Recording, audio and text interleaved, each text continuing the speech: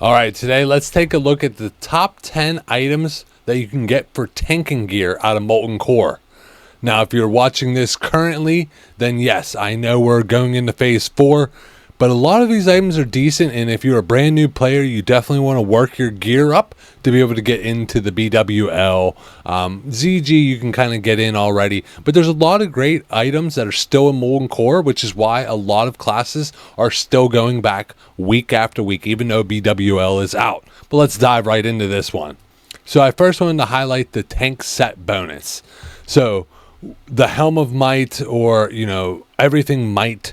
So in general, the set bonuses, some of them are pretty strong. Not the particular set, but the overall specs that come onto the gear itself. It's giving you the increased defense. It's giving you the dodge. It's giving you tons of stamina, strength, the fire resist that you're going to need within there. Now, the overall set bonus itself, while yes, it looks very tempting as far as like increased block value for the 3 set. 5 sets give you a 20% chance to generate additional rage when damage is dealt. That's pretty appealing. You could easily probably get to the 5 set. The 8 set, increase the threat generated by Sunder armor. Now that one you probably won't get to because you're probably using other pieces that's going to throw off the 8 set. But the 5 set for a while you're getting the perfect little best in slot items, that's not a bad way to go. So don't skip on all the different might pieces that are coming out of MC for the warrior. So number 1 we're looking at is the shield coming out of here. So off Gar, this shield has some beefy stats. It has the stamina. What's really nice is when struck in combat, inflicts 3 arcane damage. That's almost like a mini AoE, what's helping you keep a little bit on everybody. It increases your chance to block, and it increases the block value overall. This is a very nice shield, specifically for paladin protection, but there's nothing wrong with using it for warrior if you actually needed a shield. A lot of warriors will actually go dual wielding, but this is not a bad option. Number 2, Onslaught girdle. This one's huge. I still see warriors using this one. This is still best in slot for warrior DPS, protection, and ret. Paladins, that is. Look at that. Look at the amount of strength. 31 strength, 11 stamina. It's giving you 1% crit and 1% hit. That's a huge stats for a waste piece. So if you go in, and this is off Ragnaros and MC, if you can get your hands on this, this would be one that I would soft reserve if I was going into Molten Core. Next up, Cloak of the Shrouded Mist.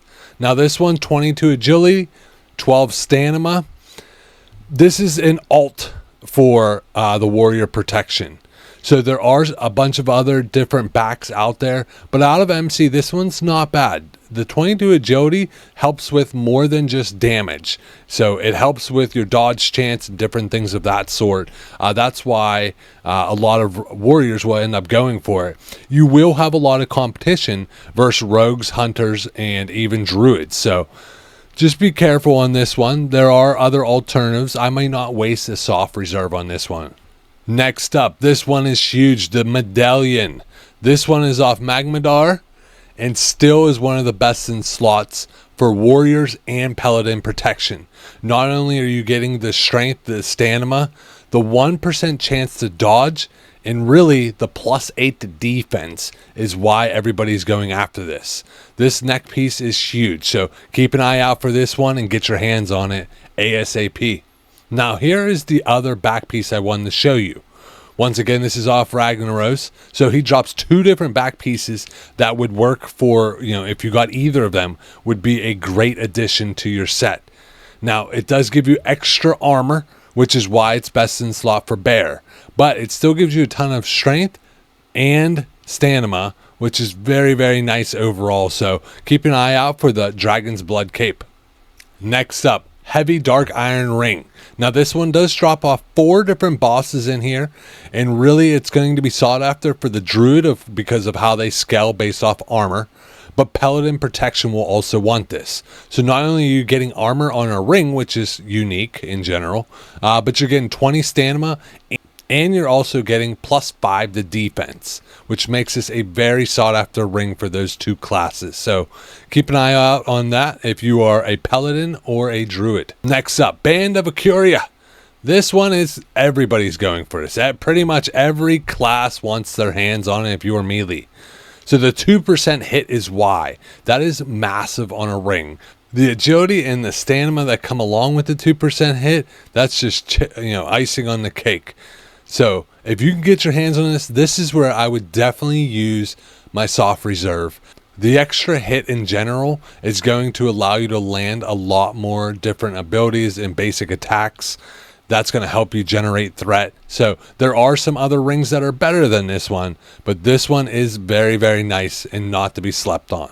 So as far as other weapons go, you have two. The Core Hound Tooth, which drops off Major Domo, and the Perdition Blade that drops off Ragnaros.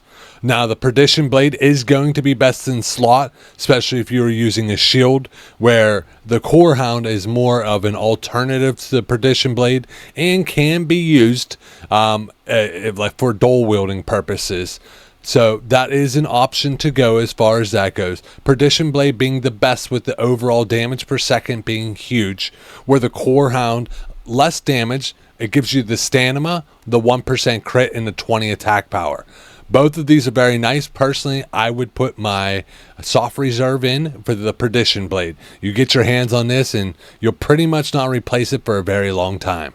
Last but not least, of course we had to add it, the Thunderfury. Of course, this is the reason every single warrior tank is still going to MC, for the dream to hold the glorious Thunderfury. This thing is massive. Not only the damage is good and the base stats, but the chance on hit to blast the enemy with 300 damage and then jumping to nearby enemies, and then it reduces their attack speed by 20%. Like, it is everything they could possibly want built into one. Now, this is tough because they have to get two separate pieces off two separate bosses, then a final piece off Ragnaros. It is not easy to build this one, and even in my guild of, I think, 800 people we have, there's only a handful of people that's even got this months and months already into Classic WoW again. So, if you can, good luck. It's, and not to mention it is expensive to make. But I pray that you can get your hands on this one and look like a legend walking around with that thing glowing behind you.